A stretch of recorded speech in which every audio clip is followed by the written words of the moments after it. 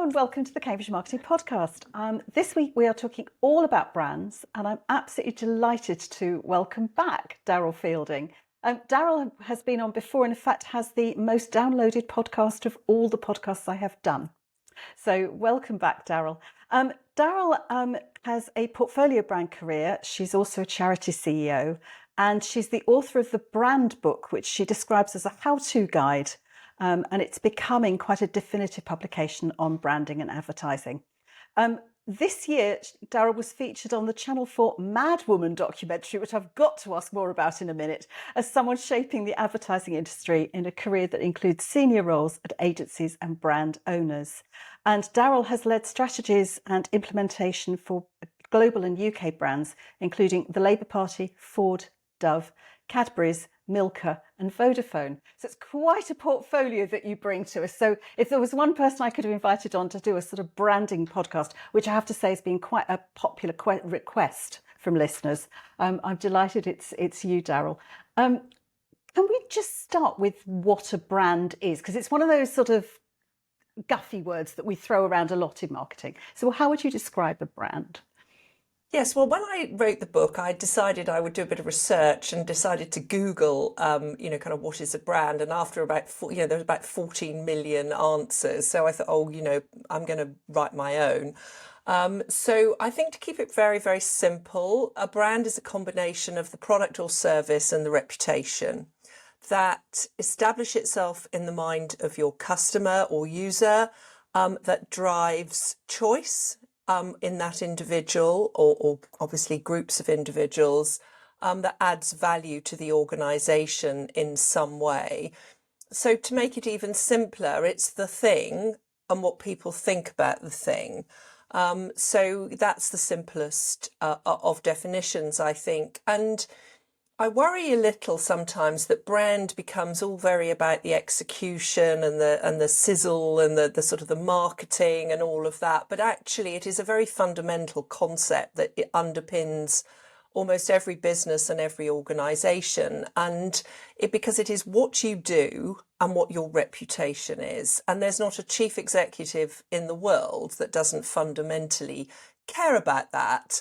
And I think it's important that we bring the conversation about brand back to that place, because otherwise we get sort of depositioned as the colouring in department, worrying about, things that aren't fundamental. And a brand is a very fundamental aspect of any organisation, business or membership group, whatever. There will always be a thing and what people think about the thing. And what I love about that is that you haven't mentioned colours and logos and all the things that we get caught up with branding. You know, ask someone about branding and they go, oh, it's a logo. Well, no, it isn't. It's so much more than that. And I also like that you said it was the reputation in the customer or the somebody buying from the business. It's not what the business wants it to be. Yes. Well, those individuals can be very different. I mean, interestingly, I did a talk at a schools conference a few years ago, and one of the delegates said, well, I don't need to worry about a brand because I'm a headmistress of the only secondary school in town and my customers have no choice. And I actually said, well, could your staff work anywhere else? And she went, oh. So often it is about who you employ. There is still a thing in what people think about the thing, and who the people are. Maybe your employees, it may be the people who use the service. So, that kind of ecosystem needs to be quite well thought through. And, people do have to care not only about their consumer brand, if you like, or their customer brand, but also their employer brand, especially if you're an organisation that's delivered by people. So I think, well, let's knock a few things on the head before we really sort of go into how you build a brand. So is branding just something that big companies worry about? Absolutely not. And that's why if you get back to the fundamental definition, it is the product and what people think of it, or it's the service and what people think of it. And that is irrespective of scale.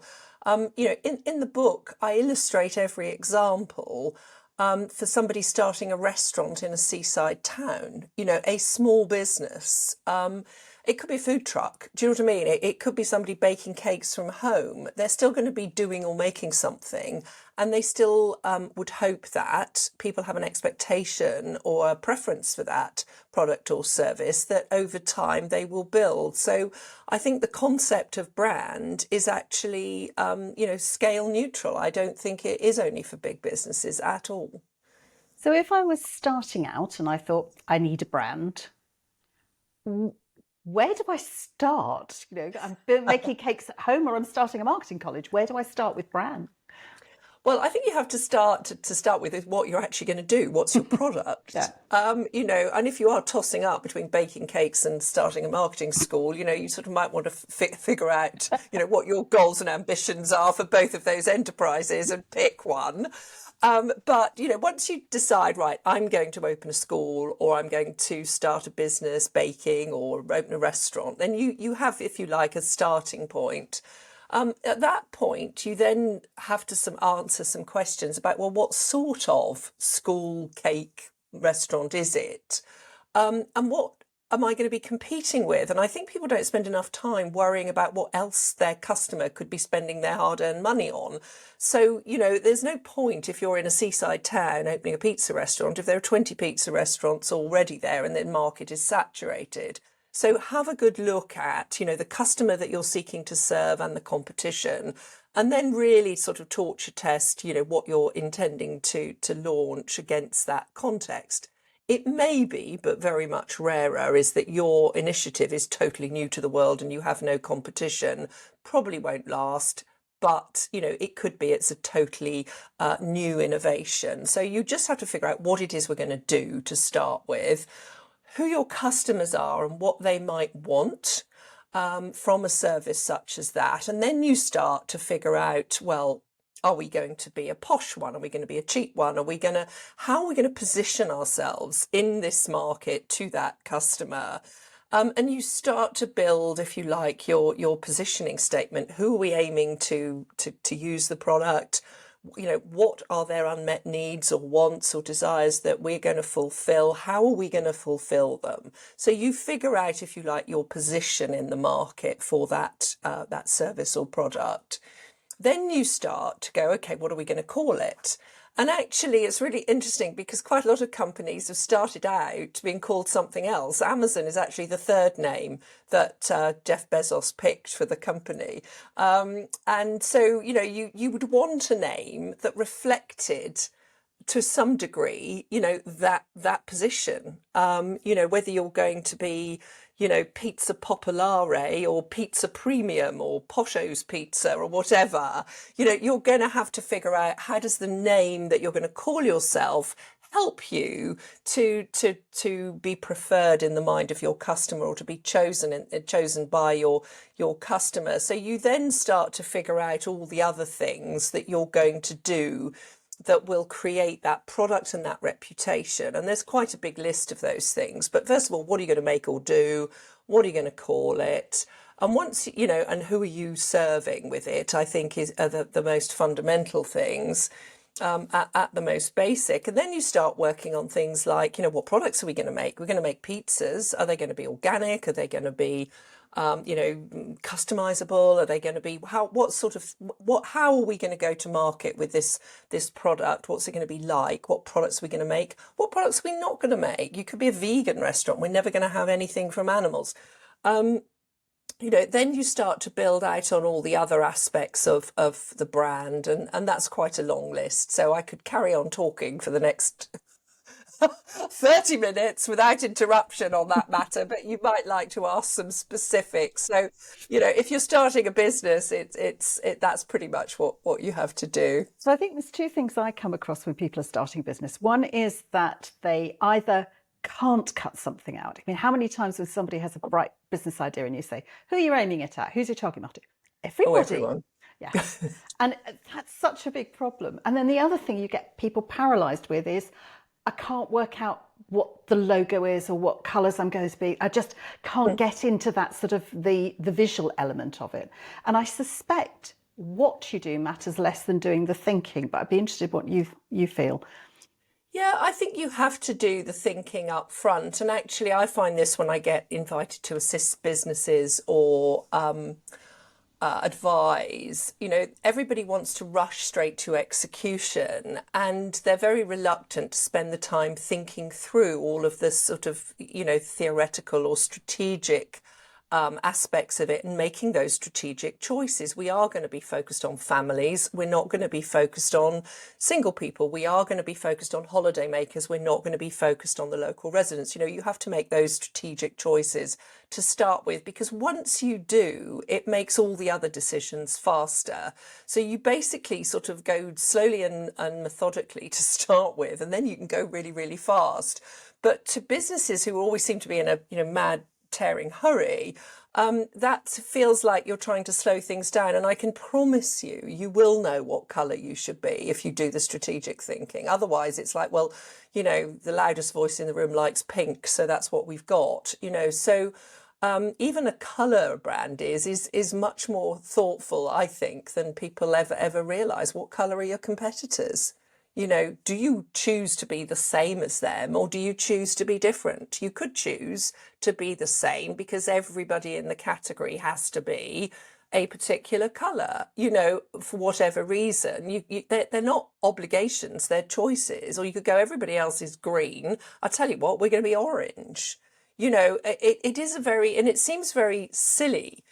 But, once you've had that sort of, competitive analysis and looked at how are people going to make a choice between us, there are many, many, many aspects layered upon layer that would influence that choice. But if you don't think about it properly, you're going to be in what I call, a discussion which has all the sophistication of a tisn't debate. Well, I like pink. Well, I like blue. You go, for God's sake, what sort of colour should we be? For good reason, because we want to stand out.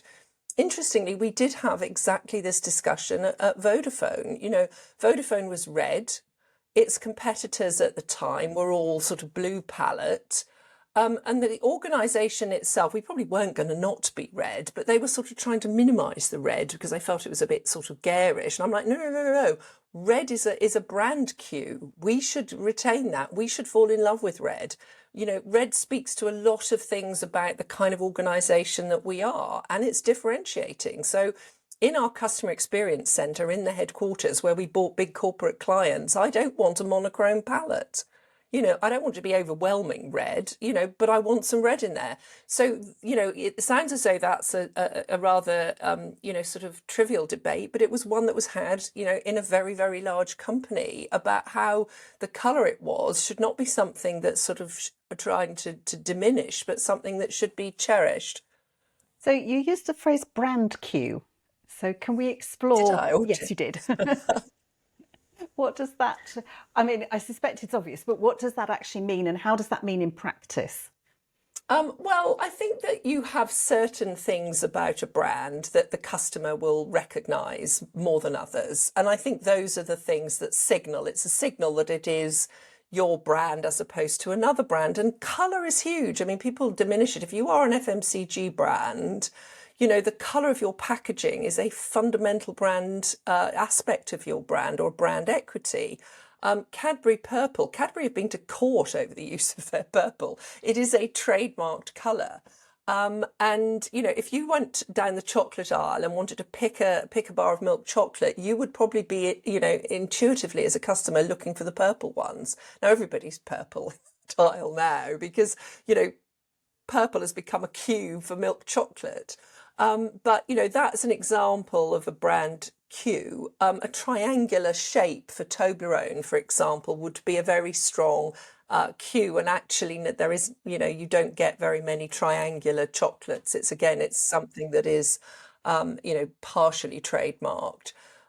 So, what does a customer just sort of spot about your brand that will make them think, oh, that's an Apple, or oh, that's a Samsung, or oh, that's this particular pizza restaurant? What are those signals that are just going to elicit them to think about the brand? I mean, one of the things we have to bear in mind as well is the customer is not agonizing over this. They have better things to do than fret over your brand. That's the marketer and brand director and chief executive's job. If we're lucky, we work ourselves to the bone, and then, somebody might just prefer you than the one that's next to it, but very rarely are our brand selections really agonized over. Sometimes, yes, for high consideration purchases, but most often the customer is not somebody that is agonizing over that choice. No, you're not usually standing in a chocolate aisle agonising about whether it's going to be Cadbury's, You just Milk grab or it in the Mars. Yeah, basket and get it yeah, home and think, oh, damn, I bought Sainsbury's, not Cadbury. yes. So you've obviously worked for a huge variety of organisations. So you've already talked about sort of Cadbury and Vodafone, but you've also got Ford in there as well. Is the branding, is the way you view branding different? Is the way that branding is done different? Well, no to the first question and yes to the second. I think the principles are the same no matter what, but, how you choose to implement is almost infinitely variable. So, yes, I mean, I think you apply the same thinking to any brand. And that thinking is, I have a system of thinking about it. There are several systems, that different companies use, but, getting it simple, getting it down, getting it well thought through, making those strategic choices, and then going into implementation, it is what it's all about. But the process, I think, is very similar. The outcomes are hugely, hugely different. So can we explore some of the outcomes and the different ways that you might go? And this is going to be really hard because it's one of those really broad questions. Should we choose a company? Would that be easier? Oh, go on then. We've talked before about chocolate bars, so let's talk perhaps about Ford because that's totally Okay. different. Well, let's talk about one Ford brand in particular, which is one of my, I have experience of doing it, so it is always perhaps better to talk in practice and in theory. And we had to do an advertising campaign for the Ford Transit in the end of one particular model's life. So normally what happens at that time in the life cycle of any vehicle is as it becomes a little older in design, there's massive discounting at the end of its life. But we chose a very different path for the Transit at that time, where we actually investigated what customers felt about the brand. There was a sort of popular narrative that there were no brands in the category, that really all that mattered was the amount of load that the vehicles could carry, and that customers really didn't care as long as they could get the paints or the pallets or whatever was put in the back. And we were having a conversation about this, and I just didn't quite feel it rang true. And one of my team said, yes, but people will still pay £20 more a month to lease a Mercedes. And I'm like, well, if that's the case, then there are brands, aren't there? And let's go and find out what is special about Transit. And what we found really was a difference in respect between Mercedes drivers and transit van drivers, and often that was controlled by the fleet manager in a big organisation. And what one fleet manager said to us is, "Oh, well, I always give the transit vans to the young bloods because it can take a beating." And I thought, oh gosh, that was quite an insightful comment that the transit van was not a brand that had a lot of respect, and yet it was the biggest brand in the country. So we decided to go down a path with the brand campaign and the campaign for the transit, which restored pride. And our creative brief was, we want to bring a tear to the eye of transit drivers everywhere and make Mercedes drivers feel really guilty. And that's when we came up with this idea that transit was the backbone of Britain. Now, I think yes, it was an ad campaign, but it's an incredibly powerful brand idea because our vans were the fabric of the nation. They were ambulances. They were building the Millennium Dome at the time. That tells you how long ago this was. And they were, the Variety Club used them to transport people to their events, the small businessman, the baker, the butcher. And we did the most wonderful ad campaign celebrating the transit. And it ran. It's the only commercial I ever did where the client never demanded one change to the first edit we presented.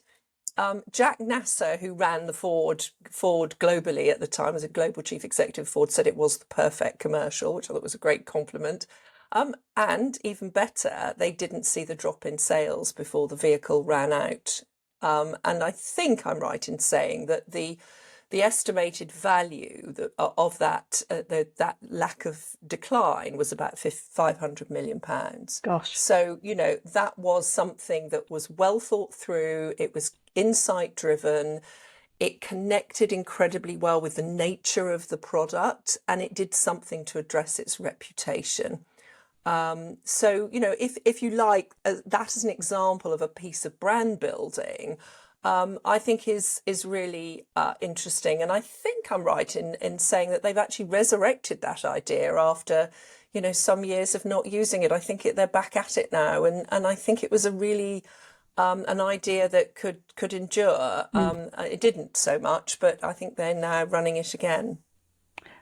Thank you. And it's a really interesting idea about taking something that perhaps is at the tail end of its life. Because again, I think we tend to think all the It was glamorous only stuff. that model rather than the Right. brand. But I Yeah, think we tend to think of brands always being the glamorous front end, and you've just yeah. proved that actually doing something about the branding can make a massive difference to the bottom Yeah. line. And it was the first sort of emotional ad in the category. Everybody else was a picture of the van with pots of paint in the back. I mean, it was so homogenous. You kind of go, one of the things that, you have to consider, and this is where you do all your strategic thinking, is, what's everybody else doing? I tell you what, if we just do that, how's the customer going to make their mind up? Well, I'll tell you how: price and distribution. Availability. So if we want war on that front, fine. But if we want to build a brand, maybe we have to give customers another reason to choose our product.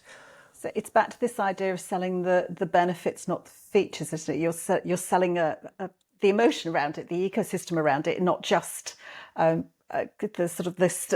This is now a number of paint pots you can get into the back of it. Yes, which does matter, but at the end of the day, if you can't get your paint pots in it, you're not going to buy it, are you? So really and truly, that's going to come at a later point, Yes.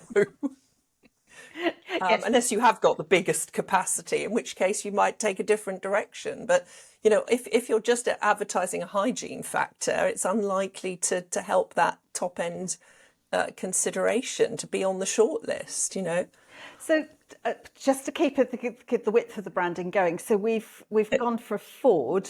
Is there another example in a completely different industry that you could illustrate, again, going through the process and coming out with a branding strategy or branding outcome? I think one thing that I often get asked to talk about is the Dove campaign. And of course, what it was most famous for, and rightly so, was its championing of real beauty, of using a very different, casting in its execution. But that notion of honesty actually went deeper into the product philosophy as well. And this is something that perhaps is less talked about. And we made a decision to not use what was called emotive ingredients. So we wouldn't claim that a moisturizer had aloe vera in it that soothed your skin if that aloe vera was not present in sufficient quantity to perform that function. So we would be much more, kind of honest about the claims made for our products. And we developed a whole product philosophy that went alongside the Real Beauty campaign in conjunction with the R&D team at Unilever, to make sure we had products that really did work, but we weren't misrepresenting why they worked on the packaging and in communication. So, they would firm your skin or improve the appearance of the skin, and that's what we'd say. They wouldn't dry your skin, but we wouldn't make spurious claims like it had some, sort of fake ingredient, and that's why it did that thing. And that was quite a radical move as well. So, people know us very much for the work we did on how we represented women, but it did go deeper than the advertising, that particular strategy. And then I did say at the beginning I was going to have to come back on a Mad Woman documentary. I have to ask Daryl, what was that? Well, it's obviously a reference to the series Mad Men. And Channel 4 decided to do a documentary about women in UK who had, made a difference in the ad industry. And they selected 7 or 8 of us who'd done something that they seemed to think was remarkable or had a good story to it. And I got picked to talk about the Dove campaign. There's other women who, for example, a lot of the links work, which is very different to Dove, was done by was actually one of the creative team was female. Similarly, the Levi jeans commercial, I think, was also written by a woman, which people don't realise. So, there were so many fabulous women in the documentary that the Channel 4 chose to write about in their contribution to the ad industry. So that's why I get a little shout in there, which is very, very gratifying. Before you go, I think one of the other things that worries people about branding is if they get it wrong, and they know what happens then. And you've already alluded to the fact that Amazon is in its 3rd iteration of name, which I didn't know. So presumably you can change things, or can't you change things? You pulled a face when I asked that question. Well, I think timing is everything, I mean, Amazon changed its mind about its name before it was famous. So, if, it contrasts that perhaps with Elon Musk's rebranding of Twitter. I'm not sure, that is going to serve the business interests of the company. Well, I mean, he's a billionaire. I'm not. He may be right, but I think if you are going to make mistakes, try and do them early on and figure things out before, things are very public. And there are some, really interesting examples, I think, of brands going slightly off piece, but course correcting quite quickly. You may remember, and I can't remember which version of the iPhone it was, but they brought out cheaper versions in multi-bright colours.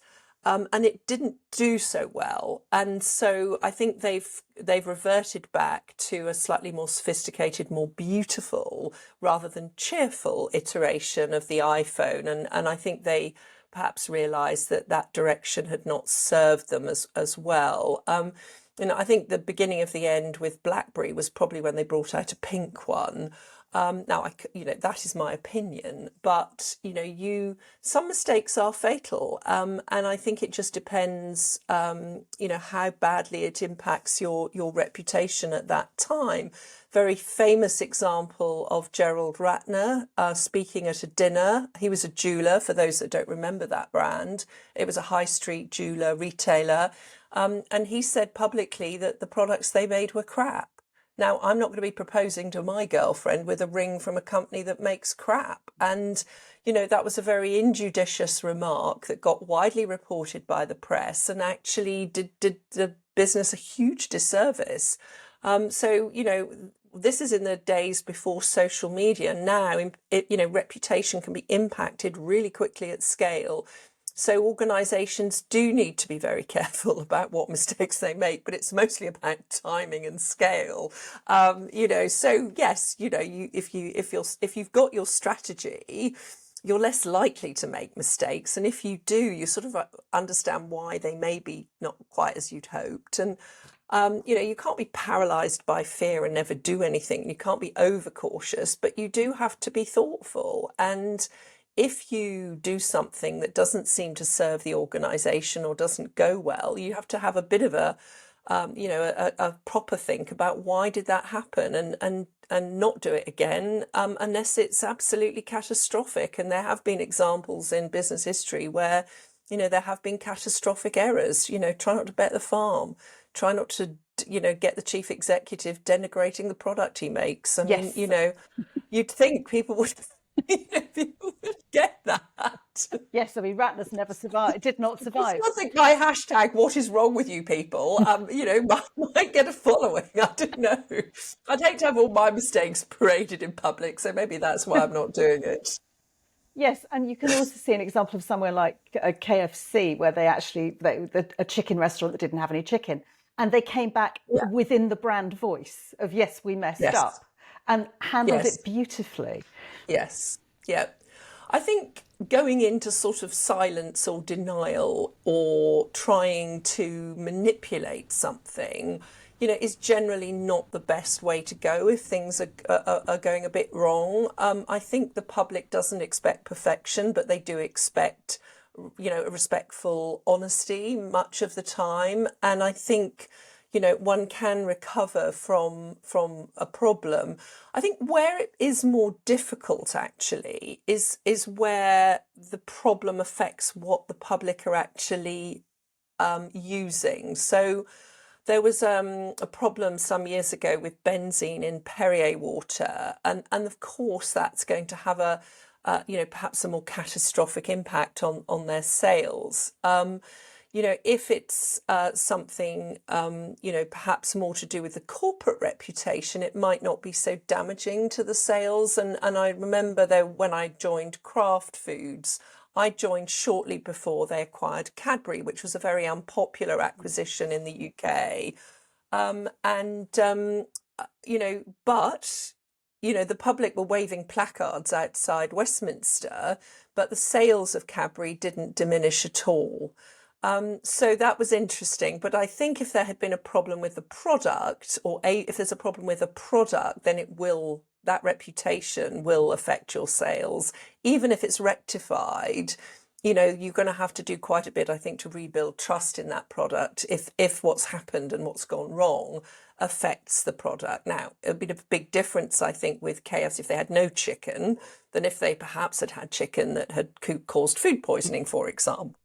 I think how they dealt with it, the way they dealt with it as they did would not be appropriate if the problem had been different. Yes, actually, that is an extremely good point, isn't it? Because one held it up as this brilliant example, but you're quite right. But it depends what's gone wrong. Yeah. I mean, we had a massive product recall at Mondelez because a baby had choked on one of our biscuits, and thankfully hadn't died, but we chose to spend a lot of money recalling all the product, even though we went further than we had to actually in that circumstance, because I think we could foresee that if anything else happened and it was worse, it would massively affect our reputation. And it all boiled down to the nature of that particular year's wheat crop and the consistency of this biscuit. I mean, sometimes things that happen in companies are quite fascinating and organic in a way. I find all those stories of why a product turns out a little bit harder than it used to, so that it could be mashed by and eaten by a baby under 4 months, and then suddenly, it's slightly less mushy, and then we just only discovered that once something had happened. So, there was a full investigation, and I think the company behaved incredibly ethically and responsibly about it. And of course, anything you're going to give a child, but particularly a baby, has got to be above Exactly our reproach. reasoning. We can't take any risks with that. Yeah. So, what you do, I think if we'd published some sort of, F star K, it probably wouldn't have been on tone for the company, but, you wouldn't do it under those circumstances, would you? Definitely not. Maybe few would have been possible, Phew, the baby's okay, thank God, but we still have to take action. Yes, maybe, yes. I do take your point, and I think it's a really interesting view about, you talked about course correcting, and it's Yes. also part of stepping back and going, where does that brand fit here? Yes, and common sense has got to prevail, common sense not as common as often believed. Yes. But, you really have to kind of think about put the customer first, I think would be my, and then take your decision, ahead of putting the company first, I think. Yes. You have to protect the company's reputation, but not at the expense of customer safety or things that really, really matter. Daryl, this has been wonderful because what's been great is that we haven't talked that much about just logos, and we've talked a little bit about colours. They are all important, though. You've got to get all those other bits right. Those all those elements, layer upon layer upon layer, do need to be managed, thought about, and consistently applied. Otherwise, these poor people in the world who don't think about you very much won't know what to think. But I Because think, if you don't, goodness help them. but if the word there is surely is consistency. I consider Yeah, consistently applying. I mean, I wouldn't yeah. not buy a coffee because I didn't like the logo or the colour. I would not buy a coffee because I didn't like where it was or the fact they don't pay Hmm. taxes or something else. But it Hmm. wouldn't just be, oh, well, their logo's orange. I don't buy coffee with an orange logo. No, but it might help you find the coffee in a rush. There's some real basics in marketing that and brand building that people often perhaps consider less than the more sort of elegant philosophical things. People have to be able to find your product on the shelf, and if having a bright orange logo helps you go, well, that's the one I get normally. People aren't, people are racing around a supermarket to get home to their kids. They're not always that thoughtful. So, one of the things that a logo or a color can do is help with that recognizability, and that is quite important if you buy something in a hurry. If you've got, games on your phone as an app, in-app purchases are probably funding that. Which one you pick probably is a business driver. And if it's the one that's sort of more bright yellow or whatever, or stands out more or more recognizable, then you'll choose it more than the one that's a bit more recessive. So, often these things are just about that sort of spontaneous choice. And, you wouldn't, if the one with the orange logo are the evil child exploiters, then you'll avoid it, won't you? But it is about that, how do I select? And that's often quite a quick and thoughtless process, and that's where it makes a very, very big difference. Which I suppose partly depends on the type of brand, to come back to that type of product that you're selling. Because if you're selling something that people take time over, I would say Hmm. nobody wakes up one morning and suddenly goes, I need a marketing qualification. You're going to have gone down a process to decide that, as opposed to, gosh, I need a chocolate bar. That's a Yes. different feeling. Yeah, I think that every day. Gosh, I need a chocolate bar. Just the once a day. I'm impressed. Daryl Fielding, author of the Brand Book, which can be found at all good bookshops and also on Amazon. Thank you very much. That was an absolutely fascinating insight into branding, and we've gone down some great highways and byways there, which was wonderful. Thank Thank you. Well, you. I hope you have a good rest of the day. Thanks for Thank having you. me. I enjoyed it too. Before we finish, people might not know this, but you can now watch the Cambridge Marketing Podcast. You'll find us on YouTube or via the link on the podcast biography. Please do leave comments, questions, and suggestions for future episodes on YouTube, and you can always contact me via any of the Cambridge Marketing College's social media. I do listen. This podcast came out of a request from listeners. Could we do something more on branding? So we do try and respond to requests. Daryl Fielding, thank you very much indeed. You're welcome.